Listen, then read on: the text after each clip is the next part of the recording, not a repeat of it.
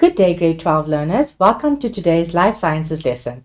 My name is Vedika Maraj, and this lesson is brought to you by Gauteng Department of Education in collaboration with Cybono Discovery Center. We do have a live WhatsApp line going, so if you have any questions regarding paper 2 content, you can WhatsApp us on 064 748 8913. Please remember that you cannot send videos or voice notes. Please type out your message and we will respond to you. The number one more time, 064 748 8913. Now let's get right into it because we've got a jam-packed session. We have a lot to cover. So let's go. For paper 2, we have 4 main topics that need to be studied. They are the DNA code of life, meiosis, genetics and inheritance, and evolution. DNA code of life and genetics, inheritance, and evolution are the 2 topics that carry the most marks. As you can see, genetics and inheritance at 48 marks and evolution at 54 marks. And then we have DNA coming in next with 27 marks and meiosis with 21 marks. So 4 topics, 4 important topics. Let's make sure that we study hard and we practice enough question papers so that we can do well on Monday. So these are the resources that you need. I'm sure you use them to practice for paper 1 as well. The DBE study guide, the DBE textbook, and the SIP material. Past papers, including the prelim papers from other provinces, including Gauteng. Exam guideline and Mind the Gap. And you can get these on www.education.gov.za as well as on Pocket School. And then the Google Drive link that has other resources for you is also over there that you can use to have other resources. So please make sure that you are fully resourced and you are ready. Right, so DNA and RNA, they are divided into these 4 main subtopics that you need to know. You need to know the structure of DNA and RNA, DNA replication, DNA profiling, and protein synthesis. The possible questions that you can get on DNA code of life, you can get the questions on terminology. You can get questions on interpretation of diagrams. So you can get a diagram of part of protein synthesis or of DNA replication. You can get a diagram of a DNA profile and you need to analyze it and interpret it. You can get a tabulation question, maybe tabulate the difference between transcription and DNA replication, tabulate the difference between DNA and RNA. You can get description questions and you can get calculations. Okay, so you basically can get anything in this question. Let's first look at the structure of RNA and DNA. The main things that you need to know, the main differences, is that the sugar compound in the DNA molecule and RNA differ. In DNA, it's deoxyribose, and in RNA, it's ribose. In DNA, it's double-stranded, and in RNA, it's a single strand. In length, we talk about length, we is about how long it is. DNA, it's long, and RNA is considered short.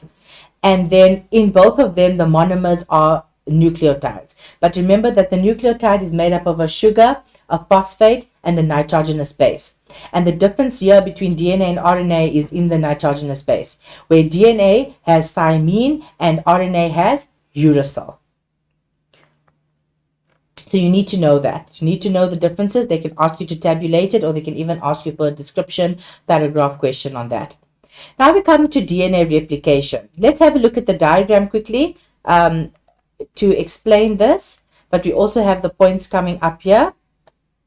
So if you have to look at this huge DNA molecule, we have this whole molecule here, and it first unwinds and then it unzips. Very important to remember that something must first unwind and then unzip, otherwise you do not get marks for that. Then we are going to be landing up with each original strand, which is going to serve as a template. So here we have an original strand and we have 2 strands, and each strand is going to serve as a template. Then we have free nucleotides, DNA nucleotides, which are going to which build onto each of the original 2 DNA strands by attaching to their complementary nitrogenous bases. So this is, you should know, adenine pairs with thymine, guanine pairs with cytosine. And this is going to then result in 2 identical DNA molecules, not 2 identical strands. Okay? So when we talk about strands here, we talk about the template is now going to be 2 strands, right? But once the DNA nucleotides are going to come and it's going to be complementing, we are going to now result in 2 identical DNA molecules. Each molecule consists of the original strand and the new strand. So that's what's showing us over here. Here's the original strand and here's the new strand. Here also is the original strand and then the new strand. This question, DNA replication, they can ask you to describe the process of DNA replication, and then you must be able to give it just as it is here. Remember the points, it's written very nicely over here. Remember the diagram so that it's easier for you to describe. Describe questions, you just answer exactly what is happening step by step in a logical sequence. Now we come to protein synthesis, the making of proteins. Here we have 2 processes occurring. We have transcription and we have translation. But the first thing where learners go wrong with protein synthesis is that they confuse the process of transcription with the process of translation. Transcription occurs in the nucleus and translation occurs in the ribosome, which is in the cytoplasm. The transcription is the one that is going to make mRNA, messenger RNA, and translation is the one that's going to translate messenger RNA's code, and then it's going to bring a particular amino acid and it's going to make a polypeptide chain, which is eventually going to make a protein as soon as it's long enough. So let's first go quickly into transcription. Straight from the examination guideline, you need to know it. So basically you know already that DNA is found in the nucleus. Okay, if you didn't know, you need to know that DNA is found in the nucleus. DNA is very big. It cannot leave the nucleus. It needs to give the message of the proteins, because DNA is the one that has the master code, or it has the genetic code for which protein must be produced. But DNA cannot leave the nucleus to give the message to the ribosome. So it then needs to give the message to mRNA, and this is why we have transcription. So what happens is the DNA has to unwind, it unzips, the weak hydrogen bonds break, and that's how it unzips. One DNA strand acts as the template for the construction of mRNA in the nucleus, and then we have free RNA nucleotides that are in the nucleoplasm. They are going to form mRNA. That mRNA strand complements the DNA in the nucleus. Then it's going to move. It's coded, right? It's got the code from DNA. The mRNA is then going to leave the nucleus through the nuclear pore. It's smaller, it's shorter than DNA, so it can go through the nuclear pore. And then it's going to go to the cytoplasm, to the ribosome. There we're going to have tRNA molecules, which are going to pick up the amino acids and complement mRNA in the ribosome. Amino acids bond to peptide bonds to form a protein. Okay, so this is what you need to know. You need to know exactly how it happens. They can give you a diagram. They can give you a diagram of either translation or transcription or both of them, and they can ask you questions on it, labeling. They can ask you questions like that. Then they can also ask you to describe transcription or describe translation, and then you just put it bullet for bullet, word for word as it is here, and then you would get all of your marks. So another question that they can ask you, so while we were doing this, you probably would have noticed that, and you should know this by now, that the transcription is very similar to DNA replication, but it is not the same process. Remember, in DNA replication, we are replicating DNA and we're making an exact identical copy, whereas with transcription, we are making mRNA. So they like this question to differentiate between replication and transcription, and in this form, it's a table. They can ask you to tabulate, and these are the differences. DNA replication, both strands act as a template, but in transcription, only one strand acts as a template. In DNA replication, there's free DNA nucleotides from the nucleoplasm attached to each strand, whereas in transcription, it's free RNA nucleotides, okay, to the template. So here's RNA nucleotides, here we have DNA nucleotides. In DNA replication, we have complementary base pairing A, T, G, and C, and complementary base pairing in transcription is A and U and G and C.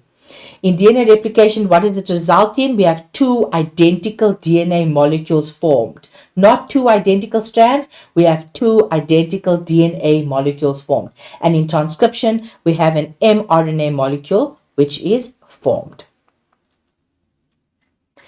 Even if they don't ask you a question like this, it's important for you to understand the difference so that you don't get confused when they ask you to describe one of the processes.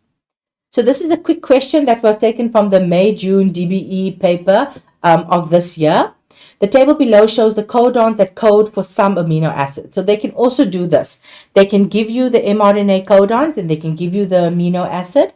And then they would ask you, maybe they give you a strand of DNA.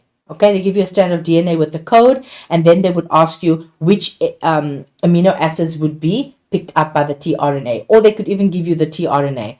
So what you would do is, you know that DNA is going to complement the mRNA strand, and tRNA is going to complement the mRNA strand. So then you work it out. If they give you the DNA-based triplet, and they want the mRNA codon so you know which amino acid, you just have to see if you have GGG on DNA triplet, then on mRNA you are going to have CCC, and then the tRNA will be GGG. Okay, but in this instance it's the mRNA, then you can see which one is GGG, and then you can see which amino acid you are going to use. But this question is not asking about that. This question is asking about a mutation. A mutation caused a DNA-based triplet to change from CTG to CTA. Describe the effect of this mutation on the protein formed. Okay, so what you first need to understand that CTG changed to CTA, and there's only one nitrogen base there that changed. Basically, G changed to A. So if the base triplet changed, that means that the mRNA would also change. So for the original one, CTG, what would be the amino acid? We first have to work that out, right? So CTG, if the base triplet is CTG, then the mRNA would be GAC. So let's go to GAC, that is aspartic acid. But now it changed to CTA. So that means the mRNA will now have to be GAU. Now we go to GAU, and here we have, again, it's aspartic acid. So in this instance, it had no effect. So what would we say? We would say it exactly what we did. Codon GAC, which is on the mRNA, changed to GAU. So remember we said that? We said that we had GAC and it changed to GAU. Both these codons code for the same amino acid. See, they are the same. Therefore, there is no effect. Okay, so this is also possible. You can see over here that even though the mRNAs are different, and even though the DNA is different, they were two different ones that are coding for the same amino acid, so there will be no effect. So in this mutation, there would be no effect. Then we've got DNA profiling. They like asking this question, and learners don't always get it right, but the main things I'm going to remind you about here. A DNA profile is a pattern of black bars that represent the DNA fragments of a person. DNA profiling can be used for the following: paternity testing, tracing missing persons, to identify genetic disorders, to identify criminals in forensic investigations, to establish family relations, and to match tissues for organ transplants. Please write them like this, because sometimes you are writing them in another way that you maybe understand, but then you change the meaning of what these things mean. So you need to just learn this off by heart. They like to ask this question. It can be 3 to 4 marks, and then you lose marks unnecessarily because you're using the wrong words to explain it. Then they could give you this DNA profile, and they could ask you, for example, this is the mother, and we have the DNA profile of the mother, we have the DNA profile of the child, and now we need to work out what is which one is the father, male 1 or male 2. So what you're going to do is you're going to use a ruler. Please remember that you always need to use a ruler. You use a ruler, and then you identify which of you first eliminate all the mother's bands. What do I mean by that? You look at the child compared to the mother. Okay, so remember that the child has to get half from the mother and half from the father. So you first eliminate all of them that are similar, that are the same, the child has the same as the mother. Then the remaining ones have to be the same of either male 1 or male 2. And that's how you know whether it is which one is the father. What are the key points to remember on this topic? You need to know the history and discovery of the DNA molecules. You need to know who's Watson and Crick and Franklin and Wilkins, and what was their role in discovering the DNA structure. You need to know the structural differences between RNA and DNA, the differences between DNA, mRNA, tRNA. These are important. Differentiating between DNA replication and protein synthesis. Transcription and translation must be learnt by heart from the exam guideline. DNA profiling is important for application questions, and paternity testing involves both parents and a child. Okay, so remember we saw that in the diagram. We have the mother, the child, and the possible fathers.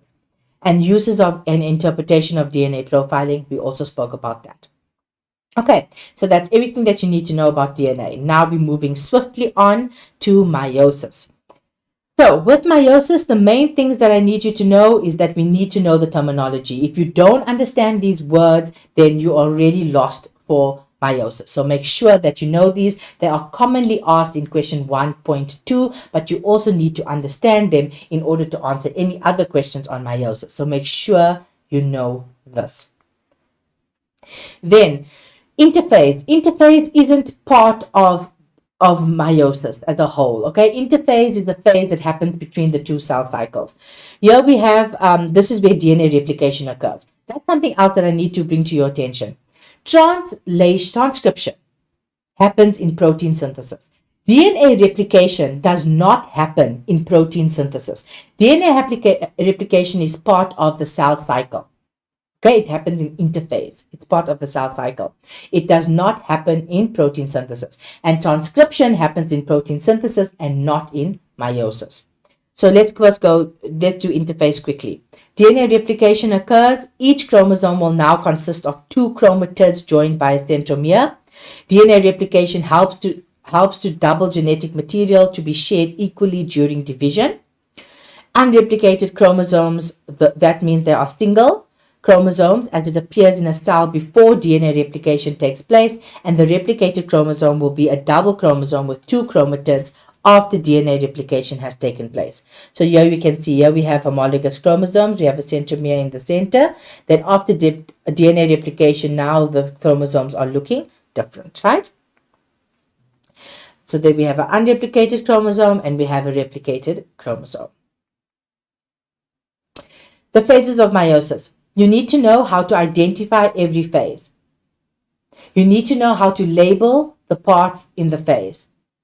You need to know how to draw the phases. You need to know in which phase does crossing over take place, and you need to know in which phase do the chromosomes line at the equator, and you also need to know that both of the crossing over and the random arrangement of chromosomes at the equator, those are the 2 processes that are going to contribute to genetic variation. Okay, so let's first look at crossing over. Crossing over takes place in prophase 1, and this is when you have your homologous chromosomes lying next to each other, and then you have the chromatids that are going to overlap. They are going to cross at a point called the chiasma, and this is where they're going to exchange genetic material. Then we're going to move over to metaphase 1. This is when the homologous chromosomes have now exchanged their genetic material, and now they are randomly arranged at the equator in their homologous pairs. Okay, so that's very important for you to know, and that the spindle fibers have now formed and they are attaching to the centromere of the homologous chromosomes. Then when we come to metaphase 2 in the second phase, here we have the chromosomes lying individually at the equator, but they also are lying randomly there, so they are also contributing to genetic variation. Nonhlanhla will explain this to you in more detail when she comes and does her section. So then you need to know in anaphase 1, the chromosomes are pulled to the poles. We then have telophase 1. We have prophase 2. Please remember that prophase 2, there is no crossing over that takes place here. Also, remember, it is crossing over, not crossover. Okay, that means something else. It's crossing over. That is the process. Then we've got metaphase 2, anaphase 2, and then telophase 2. Please note that at the end of phase 1, we have 2 cells, and at the end of phase 2, we are going to have 4 cells. Another thing that we need to remember is that the cell is going to start as diploid, which means we're going to have the full set of chromosomes, and then it's going to end as haploid, which means it has half the number of chromosomes. Okay. Then we need to know also about non-disjunction when it comes to meiosis. This is when the spindle fibers fail to separate during meiosis. Now remember I said during anaphase, the spindle fibers are going to contract and it's going to move the chromosomes apart. But in non-disjunction, this does not happen. The members of one pair of homologous chromosomes fail to become separated during anaphase 1. It can also happen in anaphase 2. And if there is non-disjunction of chromosome pair 21, so we have chromosome pairs, right? We've got 23 pairs of chromosomes. Okay, 22 of them are autosomes and 1 pair are gonosomes. So number 21, if the chromosome pair in 21 has non-disjunction, it's going to lead to the formation of an abnormal gamete with an extra copy of chromosome 21. Okay? 2 gametes receive, and then what's going to happen thereafter is that 2 gametes are going to receive an extra copy of the affected chromosome, and 2 gametes are going to lack that chromosome. Because remember, it's going to move apart. So the anaphase, it's failing to move. So when the cells are going to now, we're going to have the constriction happening, and we're going to have the 2 cells. One is going to have an extra one, and the other one is going to have one less. So when it comes to the gamete, that's what's going to happen. So now we need to look at a question to help us understand this. Hopefully we understand this a bit better now. Down syndrome is the result of an individual having an extra copy of chromosome 21. 2 genetic variations can cause Down syndrome. These are trisomy 21 and mosaic Down syndrome. With trisomy 21, all somatic cells in an individual have 3 copies of chromosome 21 due to an abnormal process that occurs during gamete production. But in mosaic Down syndrome, the individual has only some cells with an extra copy of chromosome 21, which is caused by an abnormal process during cell division after fertilization. Okay, so name the type of mutation that leads to trisomy 21. It's given to us right over there. It's a chromosomal mutation, okay, because the chromosome number is being affected. Name the abnormal process during gamete production that leads to 3 copies of chromosome 21. It is non-disjunction. Name the type of cell division that occurs after fertilization, and it is mitosis. Okay, so meiosis is going to be making the gametes, and then after fertilization occurs, we are going to have mitosis taking place. You did this for paper 1, right? The zygote gets formed, and then it's going to develop by mitosis into the morula and the blastocyst. Describe how the process in question 2.4.1b leads to trisomy 21. Okay, so here we have to just, when they say describe, they want us to just you must tell us exactly what is happening step by step. The chromosome pair or the chromatids fail to separate. Okay, and this is supposed to be at position 21, right? During anaphase 1 or anaphase 2, it can happen in either one, resulting in one daughter cell having an extra chromosome, or you can say they have 24 chromosomes, because remember the normal is 23, but now we're going to have one that's going to have an extra chromosome, so it will be 24. When we have a fusion of a gamete with 24 chromosomes with a normal gamete, which is now 23 chromosomes, you're now going to have a zygote with 47 chromosomes. Or you can say it's an extra chromosome at position 21. Okay, so this is how you would explain it. It is 5 marks. So you first start with which chromosomes are failing to separate. You talk about the phase that it's happening in. You're talking about what it results in. The main thing is that there's going to be one cell with an extra chromosome, and there's going to be and then that one with the extra chromosome is going to fuse with a normal gamete, and then we're going to have a diploid organism which is going to have an extra chromosome. Describe 2 differences between trisomy 21 and mosaic Down syndrome. So this is once again describe, and they give it to you in the extract. You just need to talk about the 2 differences. In trisomy 21, there's an extra chromosome. In mosaic Down syndrome, there's an extra chromosome only in some cells. So in trisomy 21, the extra chromosome is in each somatic cell. In mosaic Down syndrome, it's only in some cells. In trisomy 21, it occurs during meiosis, before fertilization, and mosaic Down syndrome, it occurs during mitosis, which is after fertilization.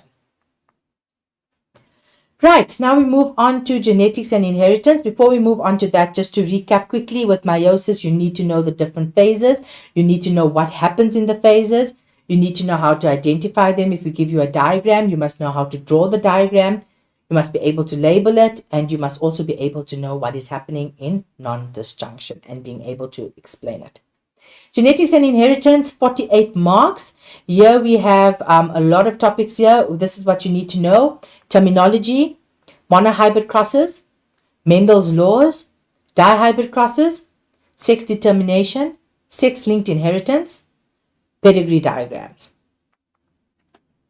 Here we have the terminology. Please make sure that you know these concepts. Why we are saying them verses is because these concepts are commonly confused and they're used interchangeably. And you see it every year. Learners confuse chromatin and chromosomes, genes and alleles, dominant allele and recessive allele, phenotype and genotype, homozygous and heterozygous, monohybrid and dihybrid. Make sure you know what they are. Make sure you know the differences between them. Mendel's law of inheritance. There are 3. You need to know all of them. I've got the page numbers there for you. In the exam guideline on page 11 is the law of dominance. On page 12 is the Mendel's principle of segregation. And on page 12 again is on Mendel's principle of independent assortment. Make sure you know them. They can ask you this word for word. You write it down, you get 3 marks, 3 to 4 marks, or 2 marks even. Depends on how long it is. But you need to know them. You also need to understand them because you need to apply them, okay, to genetic questions. This is the format of a genetic cross, the monohybrid cross. You need to understand this layout, okay? You need to know what's happening over here. The main things that you first need to understand is that the phenotype is the visible trait. The genotype is the genetic makeup of an individual. And then the alleles segregate or they separate during meiosis to form gametes, okay? So we know that from meiosis, okay? And then during fertilization, the individuals get one allele from each parent. Okay, that's what's important for you to understand. If you understand what's happening in a monohybrid cross, it's easier for you to answer questions on it. Okay, so they're going to give you a paragraph. They're going to give you a scenario. And then they're going to ask you to work out what are the possible offspring. Okay, so what you always start with, you start with writing P1, phenotype, genotype, then you've got meiosis, gametes, fertilization, F1, genotype, and phenotype. Just by writing that, you already get marks, okay? If you've got your P1 and your F1 in the correct place and your meiosis and fertilization in the correct place.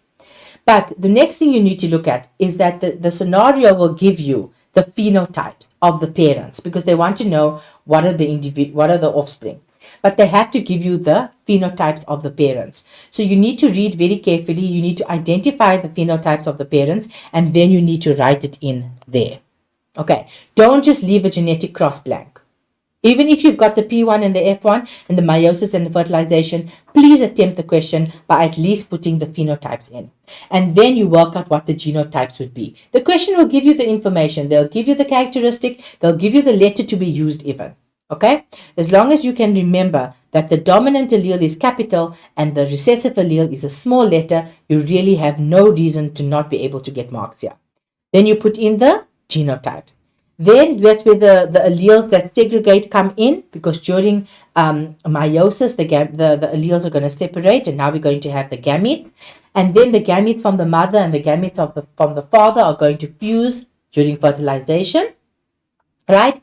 And then we are going to give rise to so then in that process, each parent is going to give one allele to the individual. So the individual is going to get one allele from the mother and one allele from the father. And that's how we're going to land up with our genotypes and our phenotypes in the end. Please take note that the question will ask you in what form you must present your answer.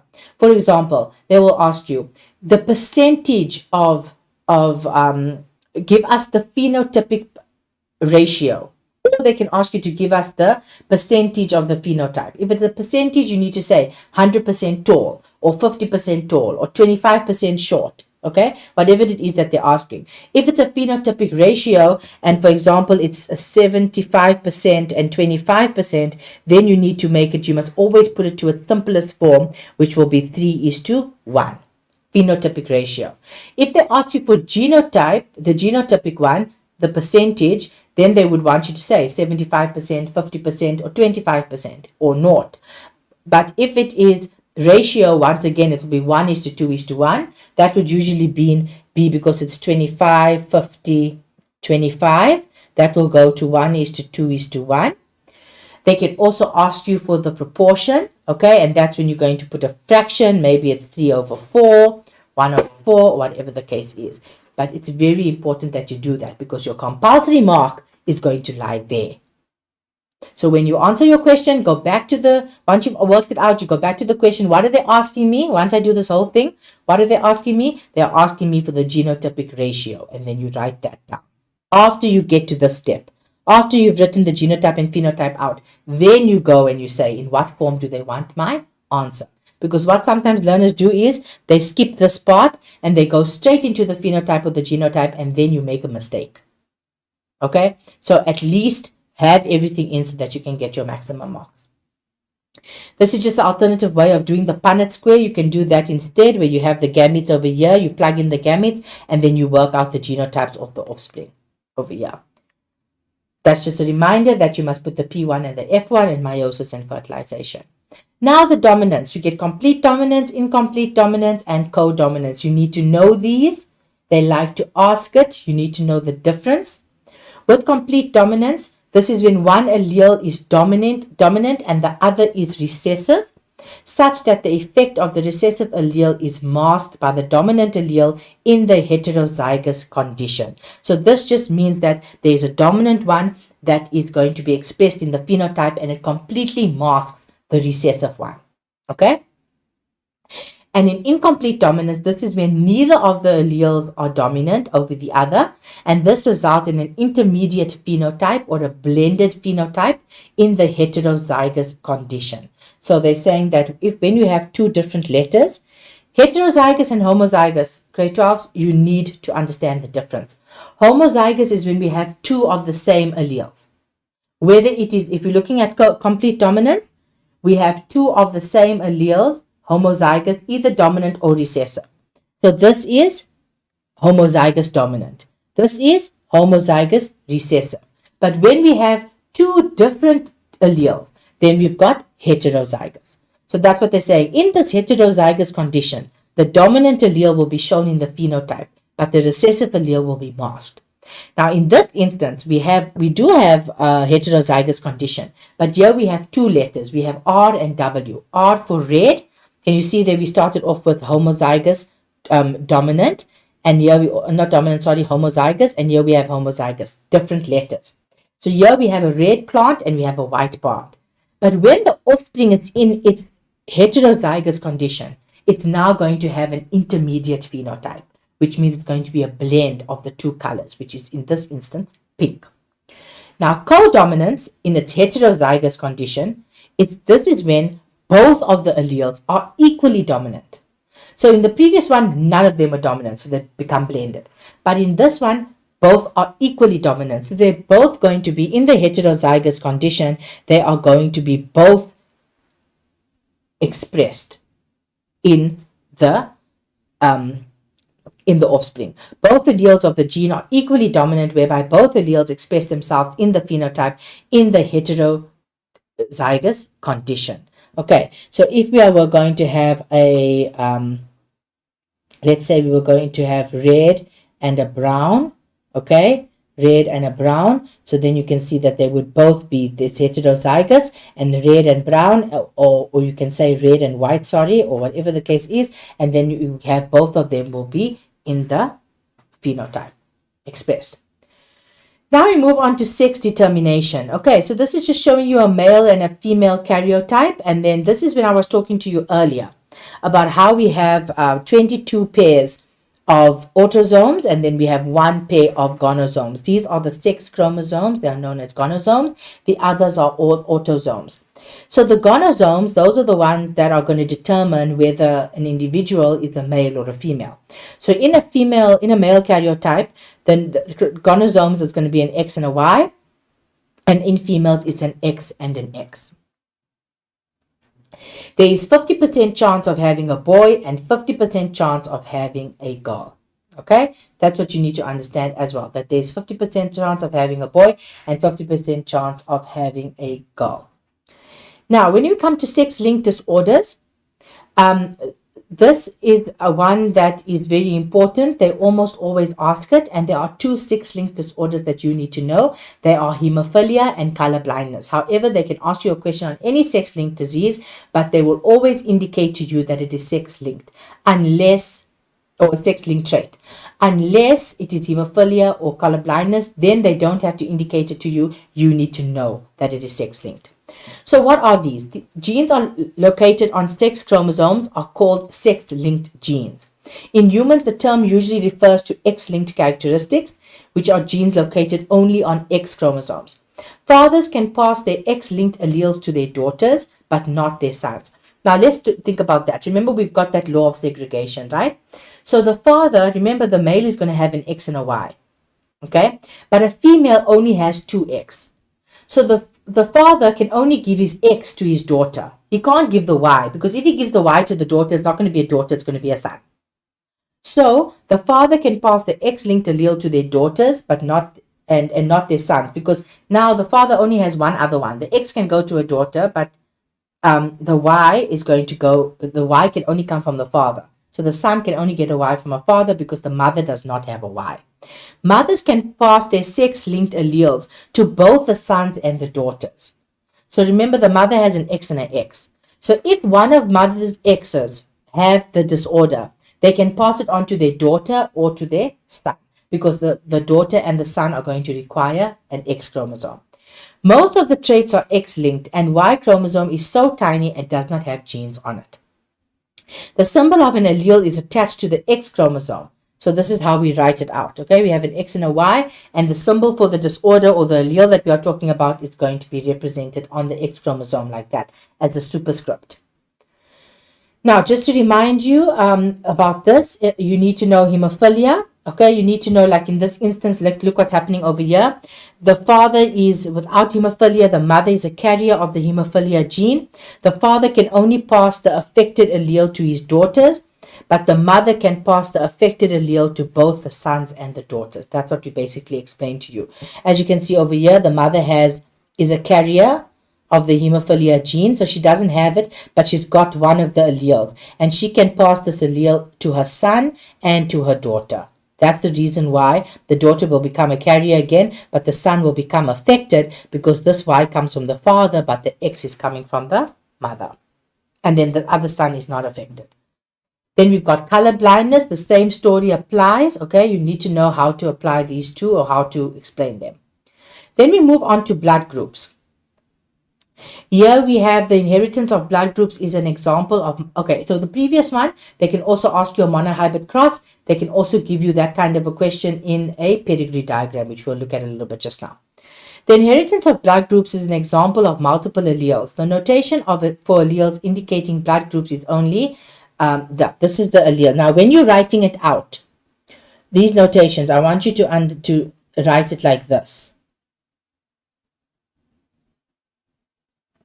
Okay, that is the notation. When you type, it's a capital I, so it's your grade 1 capital I. Okay, like when you're writing a sentence, you start with I. That is how you write it down. Obviously, when it's typed, you cannot type it in that way. That's why it looks different, but you need to write it like that. Okay, different combinations of the alleles result in 4 blood groups. So there are 3 different ones here. But when they are in their combination, they can result into 4 blood groups, which is blood type blood group A, B, AB, and O. What you need to remember about this is that you need to remember that the blood group is the phenotype and the genotype are the alleles. This is how you write them. You need to know this. Okay. Then you also need to know that the allele A is complete dominance. A and O, we have complete dominance. We have co-dominance with A and B, and we have complete dominance with I. I'm just going to explain that to you very quickly. So in this one, why we say it's complete dominance is because the allele for blood type A is completely dominant over O. And when O is homozygous in recessive, there are two of them, then you're going to be blood type O. And blood type B is the same, but blood type AB, because the allele for A and the allele for B are equally dominant, they are both expressed in the phenotype. That's why this person is blood type A and B, AB. That is co-dominance. This is just a little rhyme for you to remember the 1, 2, 3, 4 rule of blood. An individual has one blood group. An individual has two alleles for their blood group, because this is where learners get confused. They think that there must be three, but there aren't. There's one blood group. An individual has one blood group. It has two alleles for their blood group. There are three different alleles controlling blood groups, and there are 4 blood groups. Okay, so if you remember this, you shouldn't get confused.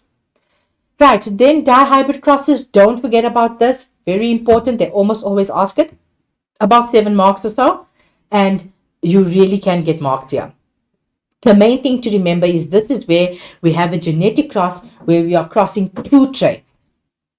2 traits or 2 characteristics are crossed, and traits are inherited independently. This is where we have Mendel's law of independent assortment. Alleles of a gene for one characteristic segregate independently of the alleles of a gene of another characteristic. Okay, so if you are looking at the roundness and the round or wrinkled compared to yellow and green, those are different traits. Here we have seed shape, and here we have seed color. The alleles for these characteristics, they segregate independently of each other. That's what it means. Okay. The genes are on different chromosomes, right? That's also important to remember, that the genes are on different chromosomes. Okay, so you need to know this. Do a few past paper questions on it. They ask you very easy questions usually. They ask you to identify the genotype, the phenotype. They ask you ratios sometimes. They're going to ask you the gametes, the genotype of the gamete. Don't get yourself confused if they ask you that. If they want the genotype of the gamete, they just want to know what are the gametes. How are you going to write out the gametes? For example, these are the gametes here. So you can see when the diploid organism, can you see there, it's got 2 letters, 2 different letters, but there's got 4 letters in total, whereas monohybrid you would have 2. So you can see there we have 4 letters, and there we have the gametes now. Make sure that your gamete must have 2 letters, 2 different letters. That's what your gamete must have. Then you know you're on the right track. Okay.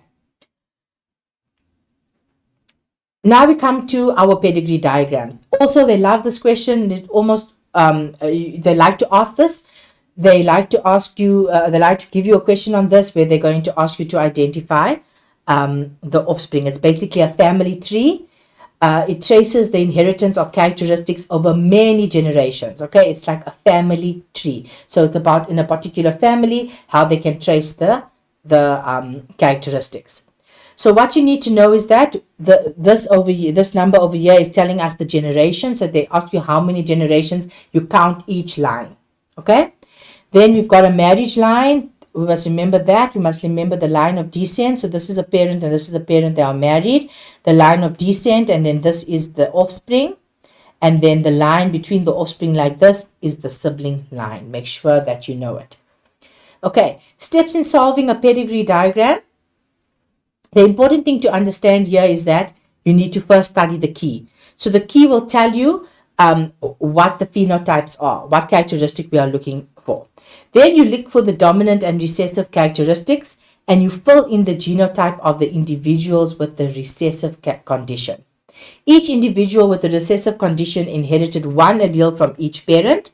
Then you work backwards and fill in one recessive allele for each parent. If the parent has the dominant characteristic, you fill in a capital letter as the second letter, and any other individual showing the dominant characteristic is most likely homozygous dominant. 2 capital letters. If you follow this, you can't go wrong. Please practice. Pedigree diagrams is a skill.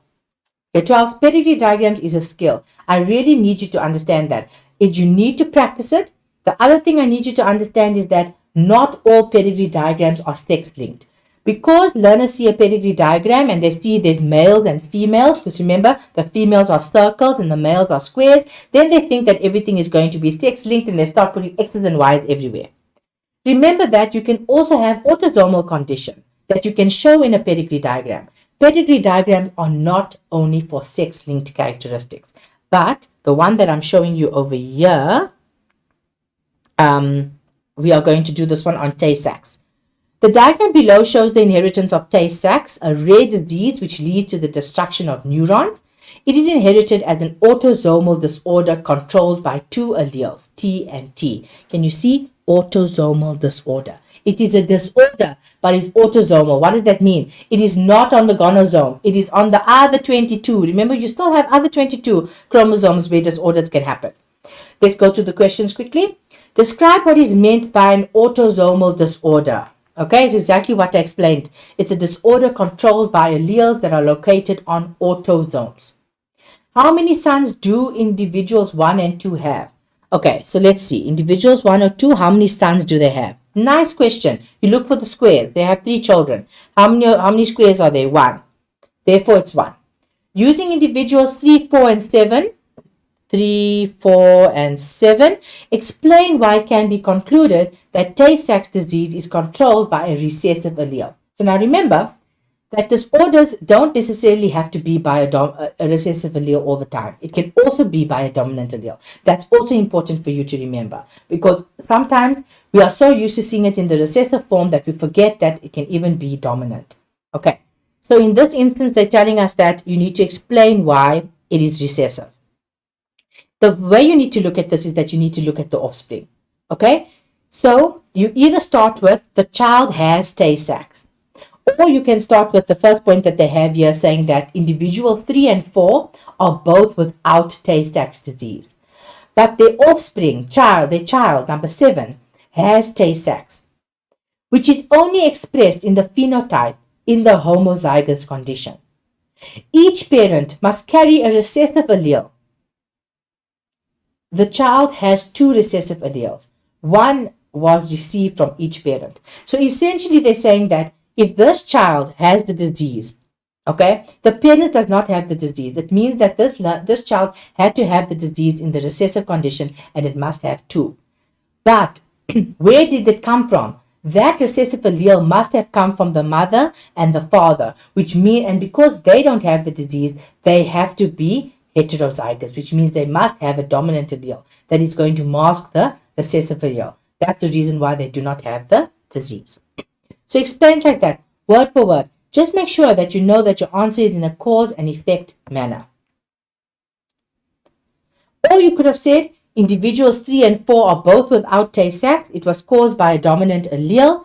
Then individual 3 or 4 would have Tay-Sachs and still have a child with Tay-Sachs who could be heterozygous. So this is the other side of the coin, okay, where they are saying that they're just saying it in a different way, that you can also indicate it as this, right?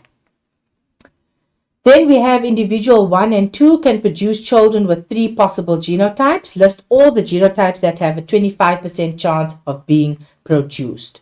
Okay, so here we have individual 1 or 2. It says that they have 3 children.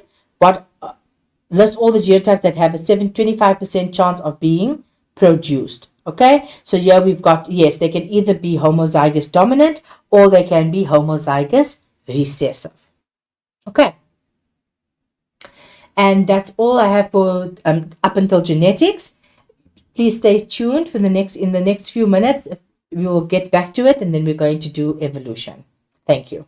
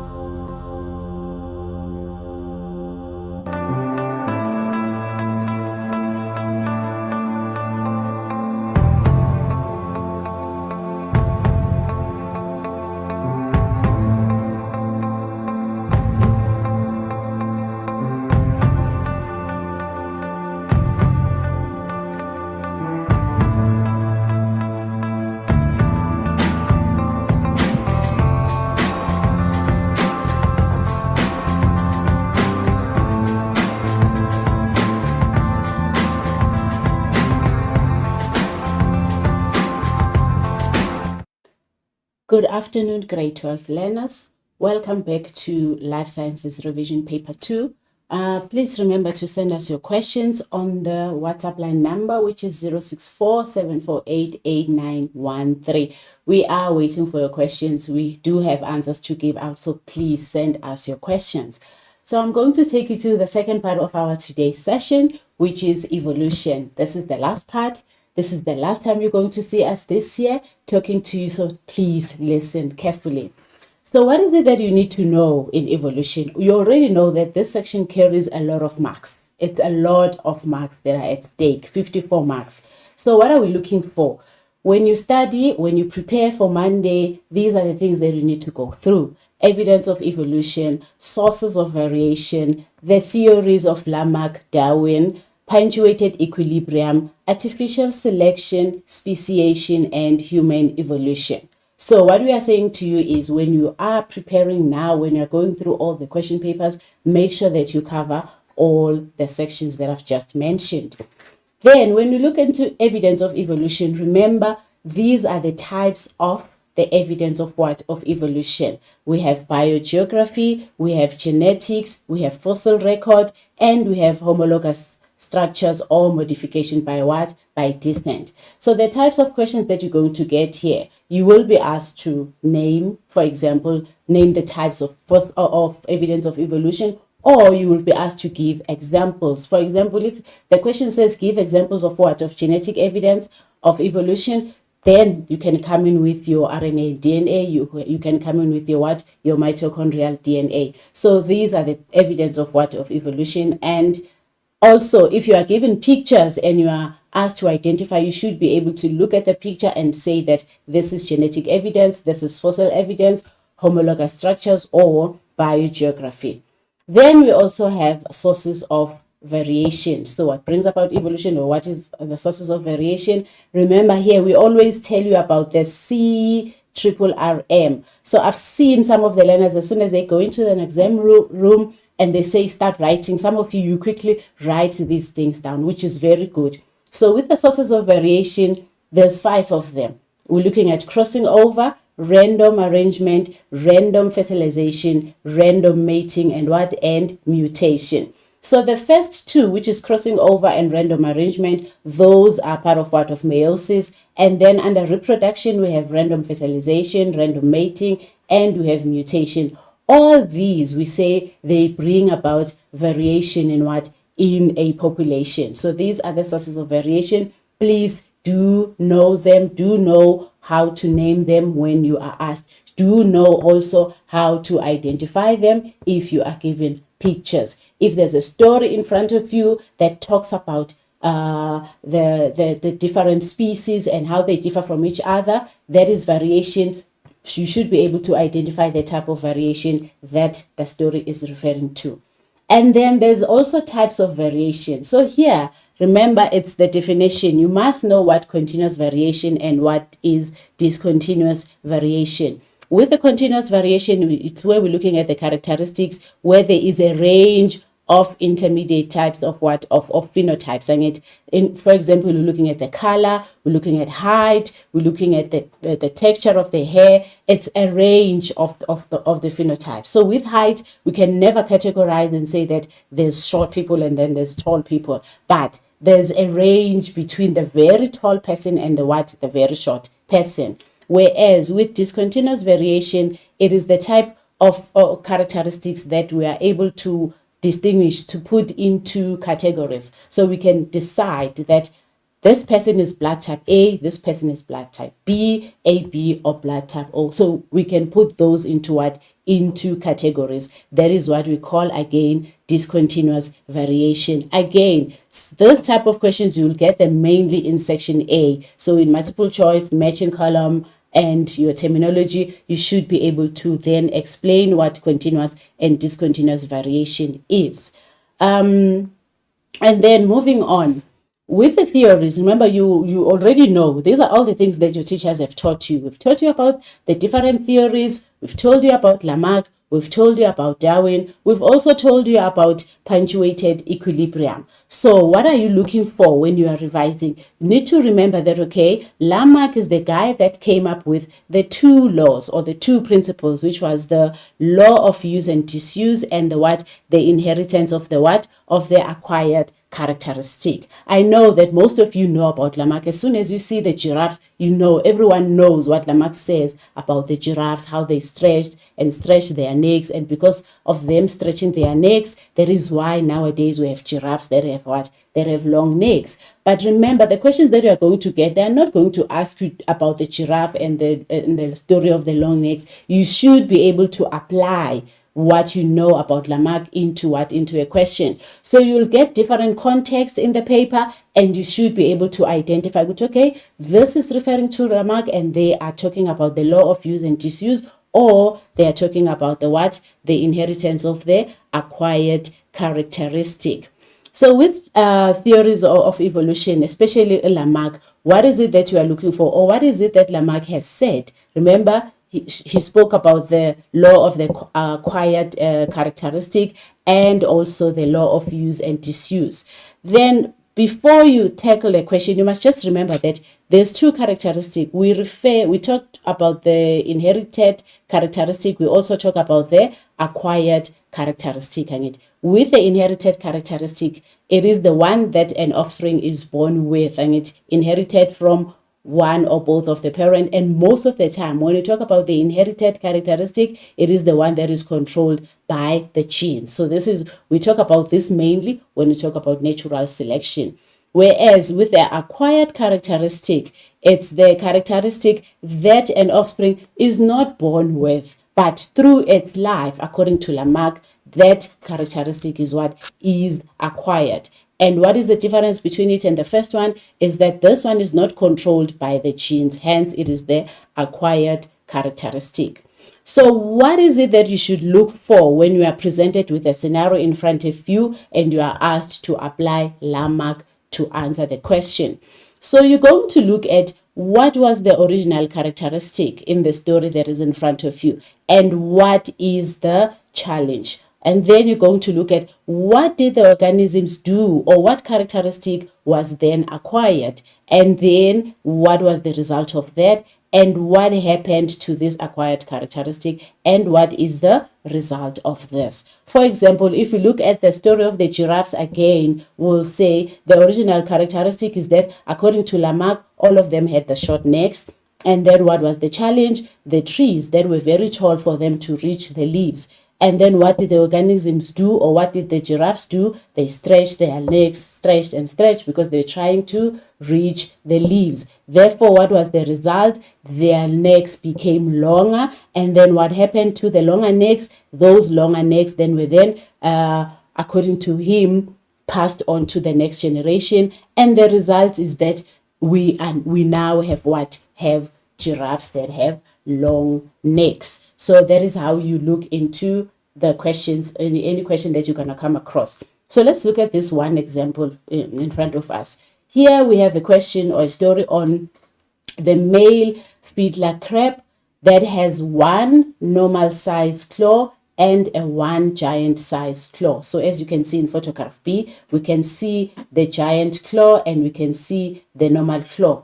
And then the female fiddler has two small claws. So on the left, we have the female fiddler, which has the two small claws. And then there is a range of giant claws in the male fiddler crab population. So it means we are told that it has the large and it has one small. That large one, there's a range of how large it is. Some have obviously the largest, and some will have a smaller version of large. And then the male waves the giant claw to attract the females during the mating season. So there's a reason why there's this large claw. It is to attract the females during the mating season. So it's one of the reproductive strategies.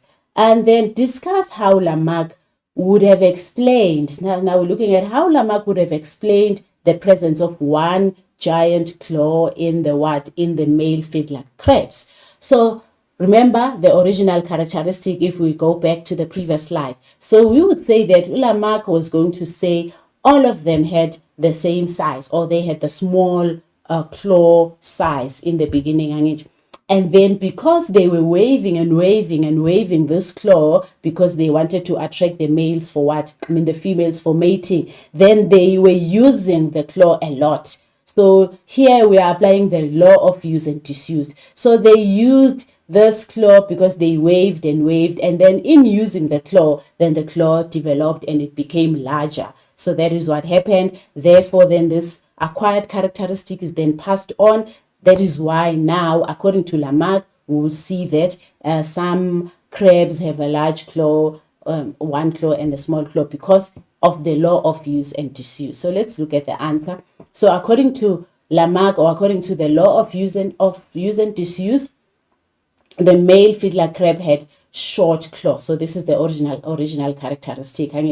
And then what happened? Because they were frequently waving, attracting the females for mating or for reproduction, then the claw eventually became what? It became bigger, and then this bigger claw was acquired and it was passed on to the next generation, and eventually all male fiddler crabs have now a larger jaw. So claw, sorry. Then that is how Lamarck would then have explained the acquisition of the large claw.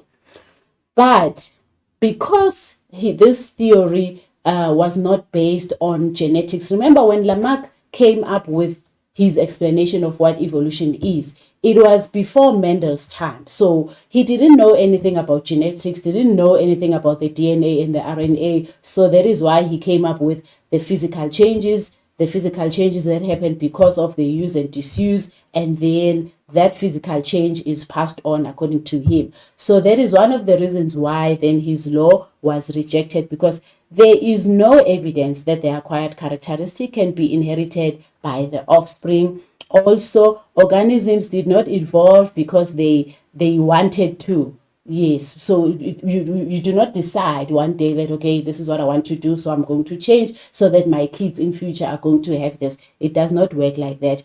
And as organisms, they cannot change their DNA, and it is only according to Mendel that it is the genotype, remember, that influences the phenotype. So that is why his theory was what was rejected. So remember, if you come across a question which says to you, why was Lamarck's law rejected, you need to write. If it's more than 3 things, then you have all the 4 points here in the presentation. You also have all the 4 points in your notes and all the other resources that your teachers have given you. And then came in Darwin with also his explanation of how evolution takes place. So another theory then was born, and this one was the natural selection. So his proposed mechanism of evolution is called natural selection. So what is Darwin saying is that the nature or the whole description of how natural selection takes place, it is there in your exam guideline. You need to know that step by step. So why are we saying that? In case you come across a question tomorrow, if you are lucky enough on Monday, the examiners ask you to describe natural selection without any reference to a context, then you can just write these steps as they appear here, that there is a great deal of variation amongst the offsprings, and then you talk about some have favorable characteristics and some have unfavorable characteristics, and so some do not. And then because of the change in the environmental conditions or because of competition, organisms with the favorable characteristics are going to do what? They are going to survive, while the ones that have unfavorable characteristics will die, and then the ones that survive will reproduce, and they will pass on the allele of the favorable characteristics to where? To their offsprings. Therefore, the current generation of that species will have the higher proportion of the individuals with the favorable characteristic. So that is why I'm saying, if we are lucky enough that in the paper on Monday the question says describe natural selection without any reference, you just write this as it is. So you should know this off by heart. At the same time, knowing this off by heart, you should be able to apply it in different contexts. For example, let's look at this question in front of us. Here we are going to apply natural selection in this scenario that is presented. So here we are looking at a population of lizards. So we have a population of lizards on an island, which is island A, and we're all suited to feed mainly on what? On insects. So all of them were only able to, or they are suited to feed on what? On insects. But then what happened? Scientists moved 5 of these adult pairs of lizards to a neighboring island, which was called Island B. And then here they reproduced and a new population was formed. Yeah? But in Island B, there's a larger supply of plants with tough fibrous leaves and fewer insects. So now you should already click in your mind with, okay, initially in Island A, these lizards are mainly suited to feed on what? On insects. But the new island that they are introduced to has fewer insects, but more plants that have tougher leaves to chew on. So exposure to this new environment may have caused the lizards to undergo evolution. Okay, then 36 years later, scientists returned to Island B to conduct an investigation on the lizard population. They observed the jaw size of the lizards. Then they found that the jaw size has increased. Then scientists also analyzed the stomach content of the lizard, and they found that it was mainly plant-based. So meaning now they started eating more plants because there were fewer insects. They also confirmed that the two populations, they still belonged to the same species. So now the question is, use Darwin's theory of natural selection to explain the evolution of what? Of lizards with larger jaws. So based on the description in the previous slide, remember we always start with there is what? Variation. So what is the variation amongst the lizards? The variation here can be the variation of the size of the jaw. Some had the smaller jaw size and some had the what? A larger jaw size. Then when they were moved to this new environment, then there was change because of what? There were more plants that are tough to chew on than what? Than the insects. So those ones with the larger jaw, it means they were able to feed because they could break down the tissues of the fibrous leaves and eat on them and survived.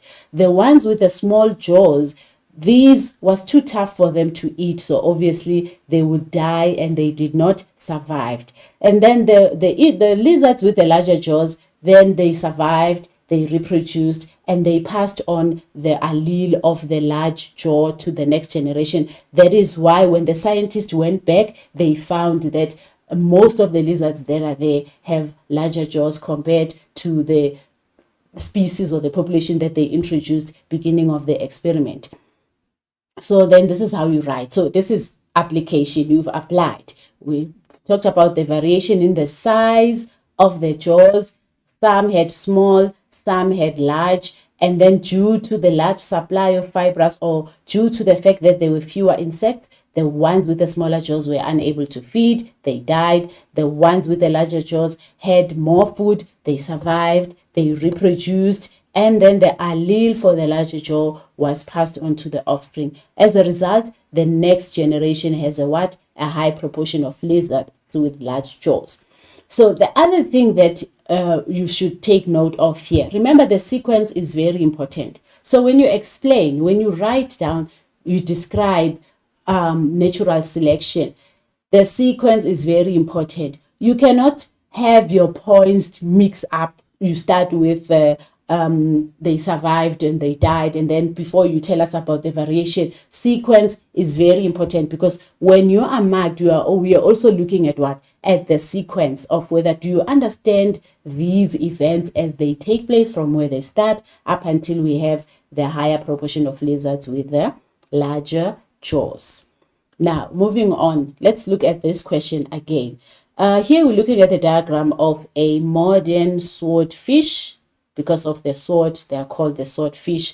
So the ancestor of the swordfish had short swords. So that's point number one. Remember, we are highlighting, you have your highlighter, you underline all the things that you think will be able to assist you in responding to questions. That's how you read the questions. And then the modern swordfish have long swords. So there's a difference here. The ancestors had short, the modern ones have long swords. Okay. Swordfish use their swords to injure the prey. The injured prey is easier to catch and eat. And therefore, okay, then we have the diagram below, which shows one theory of how the length of the swordfish evolved. So when you look at diagram 2 and read the story there, it says the swordfish grew longer. Each swordfish is, the sword grew longer as each swordfish used its sword more and more. Each time a swordfish reproduced, the longer sword was passed on to the offspring. So before you even look at the questions, this can tell you that, okay, here, this part of the story is talking about the law of use and disuse. So this is Lamarck. Everything that is here is Lamarck, who says initially they all had small swords, but because they used the sword to catch the prey and eat the prey, then the sword grew stronger and stronger. It became longer and longer, and then this acquired characteristic was then passed on to the offspring. So this is about Lamarck. So now the first question is, which scientist suggested the theory shown in diagram 2? We've already said there was Lamarck, so your answer there should be Lamarck, and you get your mark. Then explain one reason why the theory put forward by the scientist in question 1.1a is not accepted. Now you go back. Remember we said because the changes, the physical changes, you do not decide. Organisms do not decide that they want to change physically. And then any change that is there, it should be influenced by what? By the genetic makeup, by the genotypes. So that is why his theories were rejected. So let's see what the answer says. It says here the acquired characteristic of the sword size cannot be inherited because they are not part of the what? Of the genotype. So it's not genetic makeup, it is just the phenotype. So that cannot be inherited. And then 2, the fact that the fish constantly use the sword, it does not make it increase in size. So that is why it was also rejected. And or you can say they cannot choose to grow their sword larger due to what? To environmental pressure. So then these are all the reasons why Lamarck's theory was rejected. Then another question. Okay, the answer is already there. It's fine. Describe how natural selection could result in modern fish having a longer sword than their ancestors. So now we're using natural selection, Darwin, in the same situation. So here there's variation in the what? In the sword length. And some had longer swords and some had what? Had short. So the ones with longer swords were able to survive because of the competition. They were able to catch food. They were able to feed. Whereas those ones with a short sword, little stump there, it means they could not catch their prey. They could not feed. Therefore, they died. And then the ones with the longer jaw, they reproduced. They survived. They reproduced. And then they passed on the allele of the long sword to their offsprings. Then the next generation will have a higher proportion of the swordfish with the what? With the long sword. So just remember here, I said the sequence is very important. Also remember to write all the points, because remember the maximum marks you can get from this question, although here it was 6, but the marks can go up to 7 marks. So this is where you need to collect all the marks if this question does come on Monday. So please read, understand, and then while you are preparing, find as many questions as you can on natural selection so that you can apply. The more you apply on different contexts, then you can be satisfied that you understand what natural selection is. And then there's also this theory, which is punctuated equilibrium. So what is punctuated equilibrium? Punctuated equilibrium basically talks about the speed at which evolution takes place. So what did the founders or the people who came up with punctuated equilibrium?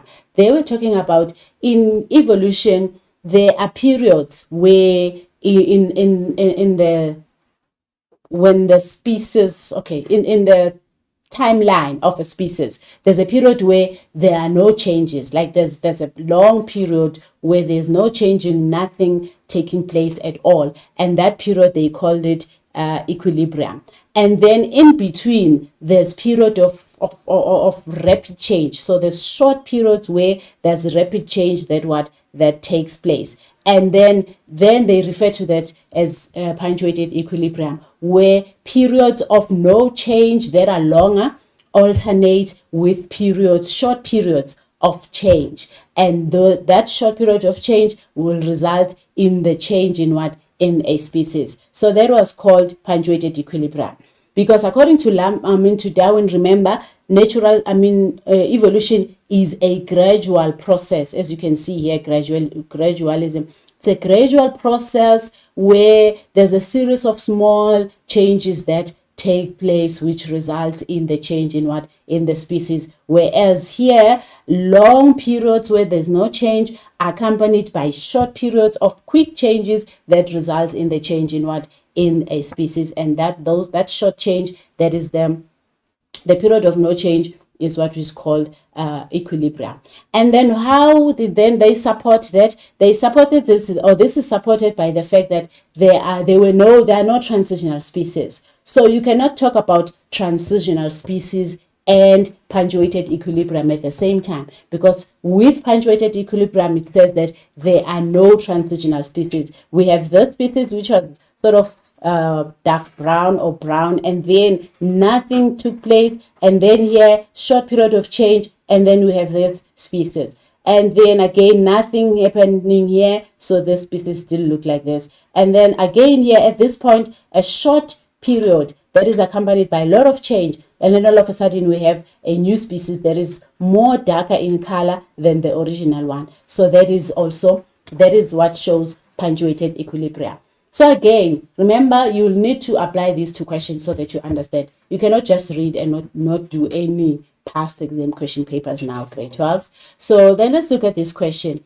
So here we're looking at the graph that shows the change in the number of species as a result of punctuated equilibrium. So okay, in this statement, you are lucky enough that we are told that what we are looking at is a result of punctuated equilibrium. Sometimes you are not even going to get this, but you should be able to tell when you look at the graph, which, okay, this graph talks about punctuated equilibrium. Okay, it's evolution versus time. So the first question is, give the definition of what? Of punctuated equilibrium. And we've already said that side that with evolution, it takes long periods of time where there's very little or no change, and then this alternates with short periods of time where there's rapid changes that occur, and all these changes, they occur through what? Through natural selection. You should not forget that, because these changes are still caused by natural selection, whether they take place in very short period of time. And there was 4 marks, so you could get more marks there.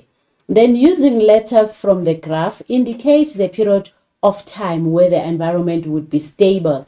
So this would be stable, this would also be stable, but because we're looking at use the letters from the graph to indicate the period, so the answer here would be this period between B and C. That is where it shows that the environment was stable, whereas going A to B, that is, it indicates the change, and C to D also indicates that short period of change. Then let's look at the answer. The answer is B to C. Are transitional forces associated with punctuated equilibrium? Remember, I've just told you on the previous slide that you cannot talk about punctuated equilibrium and transitional forces. So the answer here is no. Okay. Then while you are studying, don't forget to go through artificial selection. Examiners like this question, especially where they will ask you to compare tabulate the differences between artificial selection and natural selection. Remember, with natural selection, we're saying the environment is the factor. With artificial selection, humans are a factor. It's when humans select desirable characteristic for a specific reason. For example, now we know about the increase in population that needs food. It must be fed and. So why artificial selection? Specifically for agricultural purposes. For example, if you're looking for cows that are going to produce more milk, then the scientists or humans will breed, they will make sure that they breed the cows that can produce more milk. We also want the types of crops that can resist drought, that can resist diseases and all those things. So then that's when artificial selection comes in. So please just remember that with artificial selection, it is the intentional reproduction of individuals in a population that has desirable traits. And it is done by humans. That is what I said. Humans select the desirable traits, whereas with natural selection, the environment is going to decide who can survive in this environment and who cannot. Again, do as many questions as you can there. And then another topic or part of evolution that is also very important is speciation. So while you are studying, also make sure that you go through speciation, which is the process by which populations evolved to become what? Distinct species. In simpler terms, how a new species is formed. It is formed through a process called what? Speciation. And then what you see here, this is what is also in your exam guideline. This is what you will write if the question said to you, without any reference to anything, describe speciation. But if the question says describe how species A would have evolved, it means there's a story there, so you cannot just write this as is. You must refer to species A that will be in the question. So here we're looking at now the important thing here is how you use your words. Population and species. Those are very important. Those are the things that are going to cost you marks. Because remember, with speciation, we start with a population. It's a population of a single species that becomes separated. So this population becomes separated either by a geographical barrier or anything. Geographical barrier can be the sea, river, mountain, or lake. And then when they become separated, then they form two populations. They are separated and they split into two. So if they are split into two and there's a barrier in between, then it means there's no gene flow between the two populations. Remember, you're still referring to the populations. There's no gene flow between the two populations. Each population is exposed to different environmental conditions, or selective pressure may be different.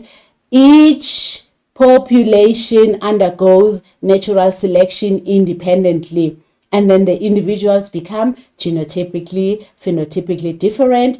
Even if they were to mix, they will not be able to interbreed. The two populations are now different species. This is the only time where we spoke about what? Species at the end. Nowhere, anywhere here in between this referred to species.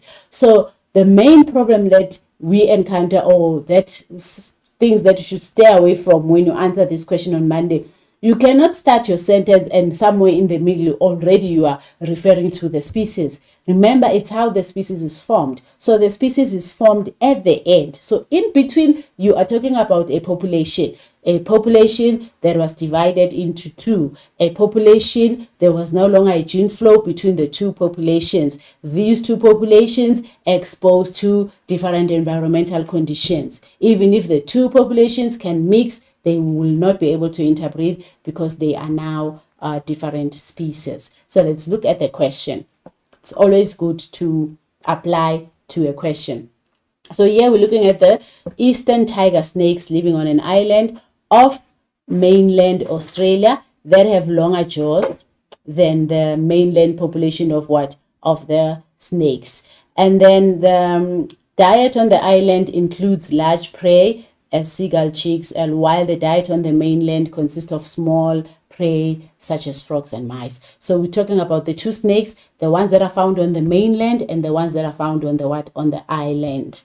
Now, describe the jaw of the island snakes. According to this, the jaw of the island snakes is longer.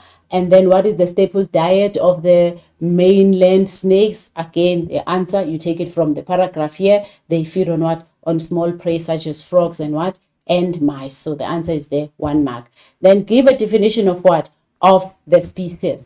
Remember, here, group of organisms that have similar characteristics that can interbreed and produce a fertile offspring or a viable offspring. Remember, this is not the same as population. I mean, a definition of the species, it is the group of organisms with similar characteristics that can interbreed and produce a fertile offspring. That's where your 2 marks come from.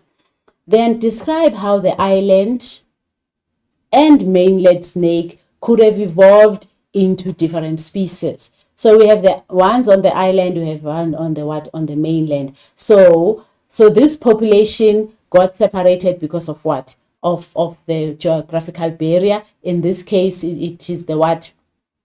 The sea. And then they got separated. While they were separated, then they were exposed to what? To different environmental conditions. And there was no gene flow between the two populations.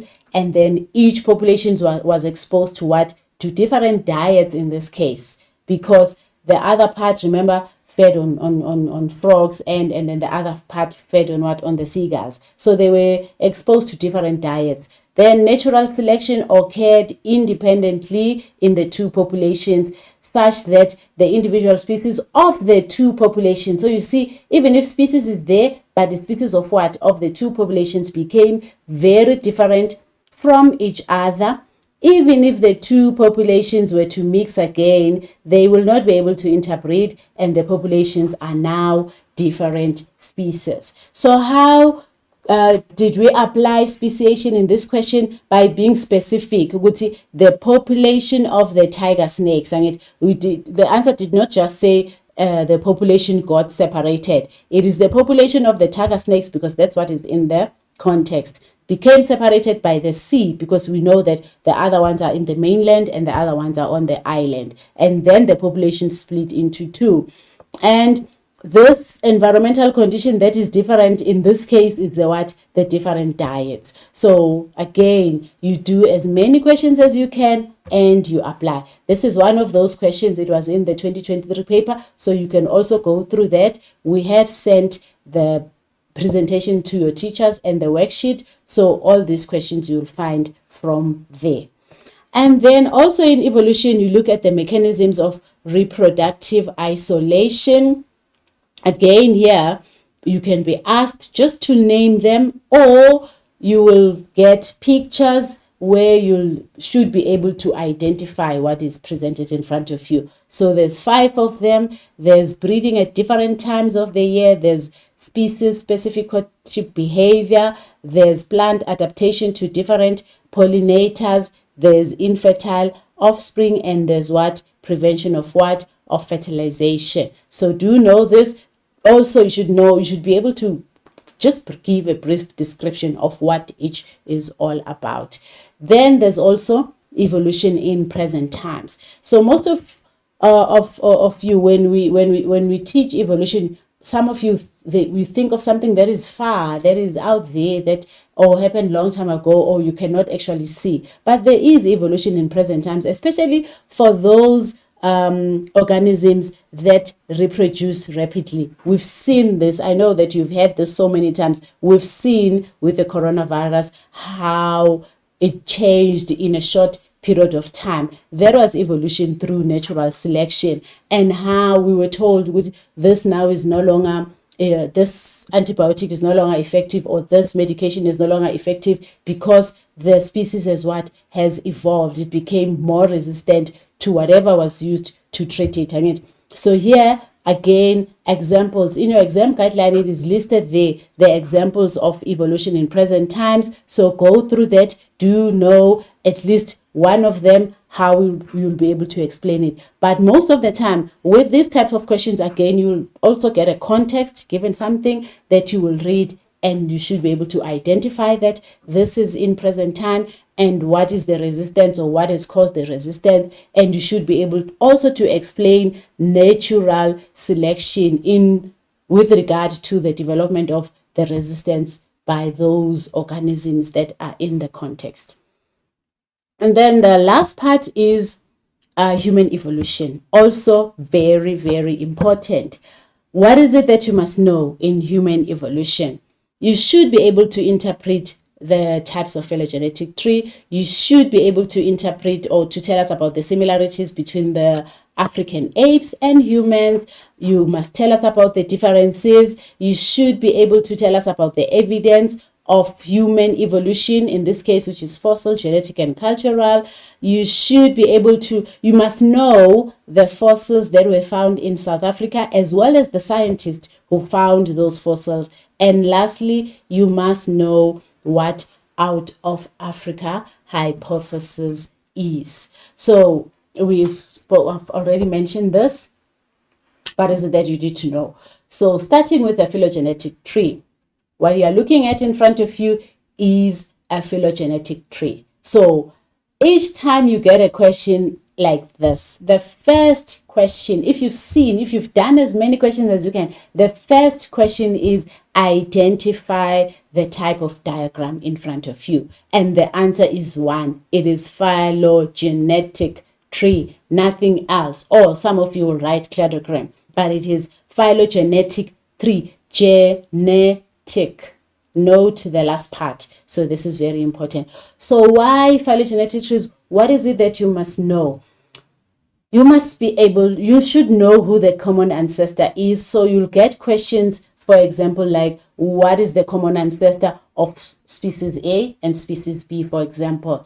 This you can read from here. Here we have a common ancestor here. We have a common ancestor in this point. We also have a common ancestor there, which also shows speciation. These branches, where there's a branch, it shows that speciation took place, and it shows that those two, in the two branches, they share a common ancestor. You must also know, you must be able to tell when did the species on the diagram originate. So if you look at the diagram, if they ask you when did the Homo habilis originate, you look at there's the numbers there at the bottom. And remember, your numbers, we read them from it's not your graph that you know your normal graph. We read it the other way around. So here, when you look at the Homo habilis, they evolved or they originated 3 million years ago, because if you take this line and you bring it down, it will come down here. So it is 3 million years ago. So you must know when they originated. You must also know how long did they live for. So if they ask you, for example, when did this species, the A. robustus, became extinct, then you must also check, okay, they originated somewhere around 3 million years ago, and then they became extinct, because this line, the fact that it stops here, it means they became extinct, and this was somewhere in 1.1 million years or 1.4 million years ago. So then you minus, then you can tell that, okay, they lived for this period of time based on how you read the phylogenetic tree. You should also know when did they become extinct. Like we said, A. robustus became extinct 1.1 million years ago. We always tell you to bring your stationery when you come to write. You will need a ruler to read this. You cannot just with your eye and just tell that, okay, I think it's 1.1 million. You don't want to lose marks. The aim is to collect all the marks on Monday. So bring your ruler so that you can place your ruler and take the actual measurements of what originated when, how long did they live, and how they share a common ancestor. Another thing that you need to remember, the similarities between the humans, us, and the primates.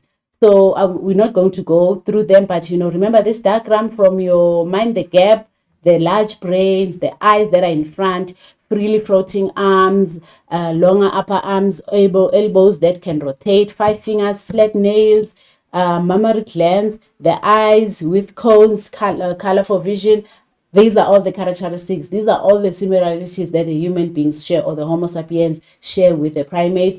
Again, it is just a matter of listing them, knowing them off by heart. There's 10. Please do know them. And then also the differences between humans and African apes. Here, remember, when we look at the evidence of human evolution, looking at the fossils, you'll see diagrams of skulls, of pelvic girdles, of the spine or vertebral column. You should be able to tell by looking at those whether they belong to humans or they belong to African apes. So what are the differences between the humans and the African apes? Number one, humans are bipedal, African apes are quadrupedal. So humans walk on two limbs, whereas African apes, they walk on all four limbs. And then what makes this possible? What makes bipedalism possible in humans? Number one, it is the fact that the foramen magnum is in a forward position. Foramen magnum is in the forward position. The spine is S-shaped. The vertebral column is S-shaped, and the pelvic is short and wider. So that is why they can walk on two limbs, the hind limbs. And then the African apes, what makes it possible for them to be quadrupedal is because the foramen magnum is towards the back of the skull, towards the back, not under, more forward like in the humans. And the spine is C-shaped, and they have a longer and the narrower pelvic girdle. So this please do remember this. And then another difference is humans have a larger cranium size. Already you know that cranium size is associated with more intelligence, more thought processing, eye-hand coordination. All of that is associated with the larger cranium size, whereas African apes have a smaller cranium size. The palate shape, for humans it's round, for African apes it's rectangular. Dentition, humans, there are no gaps between the teeth and they have small canines, whereas African apes have gaps between their teeth and they have larger canines. And the face is flat, which is non-prognathous. And on the African apes, the face is slopy and it is prognathous. Then there's no cranial ridge or brow ridge in the humans, whereas in the apes there is a cranial ridge and brow ridge. The brow ridge and the cranial ridge, it does not exist in humans, only found in the African apes. So know the differences, study the differences, and look at the different skeletons that will be presented in front of you. So here it's another diagram that you can make use of. Already we talked about the foramen magnum that is in a more forward position. The spine that is S-shaped, can see that the spine forms an S, whereas the spine here forms a C, which then makes them quadrupedal. And the foramen magnum is in a backward position here, and the pelvic girdle of the humans is short and wider, whereas of the apes it is tall or long and narrow. Okay, then what evidence is out there for human evolution, or the fact that hominids share a common ancestor? There's fossil evidence, there's genetic evidence, there's also cultural evidence. So there's fossils that tell us, there's genetics, which is the mitochondrial DNA. There's also cultural evidence, which is your tools and all the artifacts that were found, which then were used to prove that there is a common ancestor for all the hominids. So with the fossil evidence, I'm not going to go through all of these fossils, but remember that the ones that are found in South Africa, you must know those fossils and you must know who the founder of the fossils are. But it's three genera. It's the Ardipithecus, the Australopithecus, and the Homo. So those are the three fossils, Those are the three genera under fossil evidence, Ardipithecus being the oldest. And then moving on, then you have all the different species of the Australopithecus that contributed to fossil evidence. Where were they found and who found them? Out of the two that are mentioned here, it's only these, the Africanus and Sediba, that were found in Africa, in South Africa. Afarensis was found in Ethiopia. Again, know who was the founder of these fossils. And then there's also the last genera, which is the Homo. And these ones, how many that you must know, is the habilis, the erectus, Homo naledi, and Homo sapiens. Homo sapiens being the one that is still living, the Homo sapiens. The rest are extinct. So again, where they were discovered and who discovered them. Then lastly, there is out of Africa hypothesis. This is also in your exam guideline as it is. What is out of Africa hypothesis and what evidence is out there to support that modern humans originated where? In Africa, and then they later emigrated to different parts of what? Of the world. That is out of Africa hypothesis. And what evidence is out there to support that? It is the fossil evidence, where you will write about the Ardipithecus being the only fossil that was found in Africa, Australopithecus being the only fossil that was found in Africa, then the Homo habilis also found where? In Africa only. So the first three are the Ardipithecus, Australopithecus, Homo habilis, those were found in Africa only. And then we have Homo erectus, which is the oldest, again, fossil that was found where? In Africa, while the younger fossils of it were found in the different parts of the what? Of the world. There's also genetic evidence, which is the mitochondrial DNA. Again, the analysis of the mitochondrial DNA, specifically the mutations of this, they trace the oldest female ancestor to East Africa. So in most cases, in all the past papers that we've seen, most of the questions, they mainly ask about the fossil evidence. But if you are asked about the genetic evidence, remember that it is the mutations of the mitochondrial DNA which trace the oldest female ancestor to where? To East Africa. So we'll just do one question and then we'll call it a day. I know you are already tired from writing in the morning. So now let's look at this one question from last year's November paper. We are looking at the diagram that represents a model of evolution of some hominids. Like I said earlier, you will always be asked, identify the type of the diagram shown. And your answer should be, this is a phylogenetic tree or a cladogram. That's number one. How many genera are represented by the diagram? So if you look into the diagram, we have this genera, Homo. So we have one. And then here at the bottom, we have the second genera, which is the Australopithecus. So your answer should be 2. Name the species represented by X on the diagram. And they give you a hint. Remember, if this was not there, you wouldn't know what species is this. But you are told that they used stone tools. So that is your handyman. And who is that? That is Homo habilis. So that's the answer for species X. And then name the species that shares a common ancestor with Homo erectus. So here is Homo erectus. And remember, we said here, where they split, it means they share a common ancestor. So who shares common ancestor with this? It's the Homo naledi, and that should be your answer, Homo naledi. Then which species of the genus Homo is the only one in existence today? And we said when we started, that one is the Homo sapiens. So those are your answers.